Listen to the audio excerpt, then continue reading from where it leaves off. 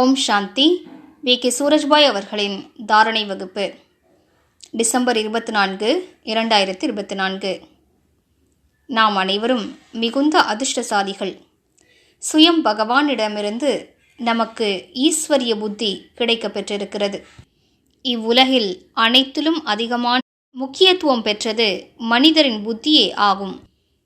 மனதின் சக்தி மிக பெரியது என்றாலும் அதனை கூட கட்டுப்படுத்தும் சக்தி புத்தியின் சக்தியாகும். நமக்கோ பகவானிடமிருந்து நல்ல புத்தி கிடைக்கப்பட்டிருக்கிறது. அது எப்படி கிடைத்தது? ஞானத்தின் மூலமாக. மிக உயர்ந்த ஞானம் நமக்கு கிடைத்திருக்கிறது.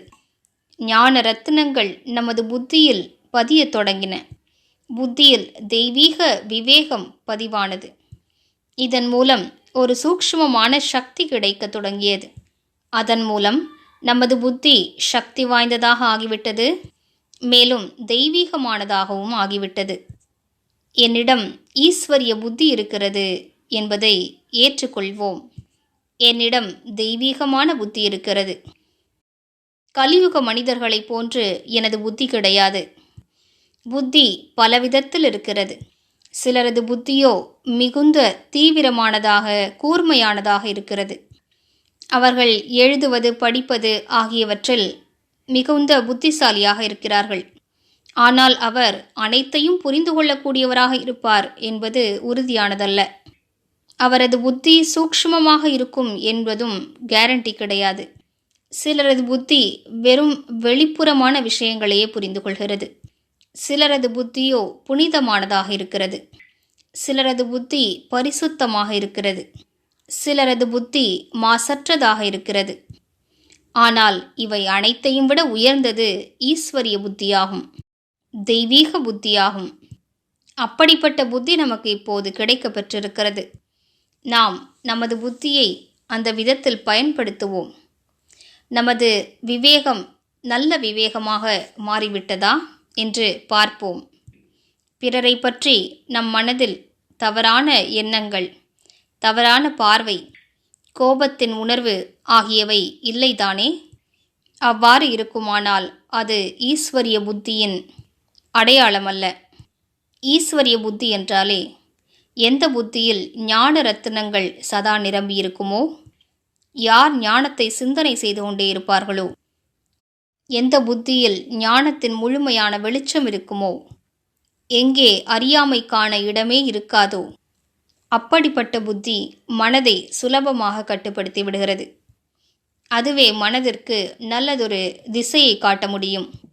ஒருவேளை உங்களால் மனதை கட்டுப்படுத்த முடியவில்லை என்றால், தேவையில்லாமல் மனம் உங்களுக்கு எதிராக அங்கும் இங்கும் அலைபாய்கிறதென்றால், உங்களது மனம் மிகுந்த குழப்பத்தில் இருக்கிறதென்றால், உங்களது மனதில் நிம்மதியற்ற தன்மையும் அமைதியற்ற தன்மையும் இருக்கிறதென்றால், உங்களிடம் ஈஸ்வரிய புத்தி இல்லை என்றே பொருளாகும்.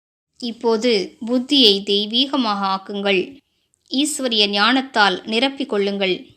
எந்த ஆத்மாக்களுக்கு மனதின் எண்ணங்களால் கடினத்தன்மை அனுபவமாகிறதோ, அவர்கள் நான் சுயம் மனதை கட்டுப்படுத்த முடியும் என்பதை தெரிந்து கொள்ள வேண்டும்.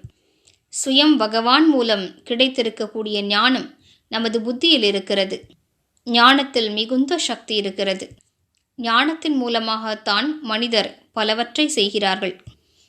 அது உலகாயத காரியங்களை செய்வதற்கான ஞானமாக இருக்கலாம், வியாபாரத்தை பற்றிய ஞானமாக இருக்கலாம், குடும்பத்தை பராமரிப்பதன் ஞானமாக இருக்கலாம், உணவு தயாரிப்பதற்கான ஞானமாக இருக்கலாம், கட்டுரை எழுதுவது, கவிதைகள் எழுதுவது, இசையை பற்றி என்று எப்படிப்பட்ட ஞானமாகவும் இருக்கலாம். இப்படிப்பட்ட விஷயங்களின் ஞானத்தால் தான் மனிதர் தமது வாழ்க்கையை வழிநடத்தி சென்று கொண்டிருக்கிறார். எனவே நம்மிடம் நல்ல புத்தி இருக்கிறது. இதனை பயன்படுத்துவோம். மேலும் இன்று முழு நாளும் நினைவில் வைப்போம், நான் தெய்வீக புத்தியால் நிறைந்திருக்கக்கூடிய ஆத்மா ஆவேன். எனக்கு தெய்வீக புத்தியும் கிடைத்திருக்கிறது. தெய்வீக பார்வையும் கிடைத்திருக்கிறது. இந்த கண்களின் மூலமாக என்னால் 3 உலகங்களையும் பார்க்க முடியும். 3 உலகங்களிலும் உலா வர முடியும். இந்த தெய்வீக பார்வை மூலமாக எனது ஆதி சொரூபத்தை என்னால் காண முடியும். எனது பூஜைக்குரிய சொரூபத்தையும் காண முடியும். 4 யுகங்களிலும் நான் எப்படிப்பட்ட ஹீரோ நடிப்பை நடித்து வந்தேன் என்பதையும் காண முடியும். இந்த தெய்வீக புத்தியின் மூலமாக நமது முழுமையான நடிப்பை நம்மால் காண முடியும். ஆனால் அவசியமான விஷயம் என்னவென்றால், நமது புத்தியை பரிசுத்தமாக்க வேண்டும். எனவே வாருங்கள், 3 உலகங்களிலும் சுற்றி வருவோம். பயிற்சி செய்வோம். ஆத்மாவாகிய நான் இந்த உடலில் இருக்கின்றேன். பின்னர் சிறிது நேரத்தில் சூக்ஷ்ம உலகில் பாபாவோடு இருக்கிறேன். பின்னர் பரந்தாமத்தில் சிவதந்தையோடு இருக்கிறேன். பின்னர் மீண்டும் எனது சாக்கார உடலில் வந்துவிட்டேன். இவ்வாறு மேலே செல்வது மற்றும் கீழே வருவதற்கான நிரந்தரமான பயிற்சி செய்வோம். ஒவ்வொரு மணி நேரத்திலும் இந்த பயிற்சியை மேற்கொள்வோம். ஓம் சாந்தி.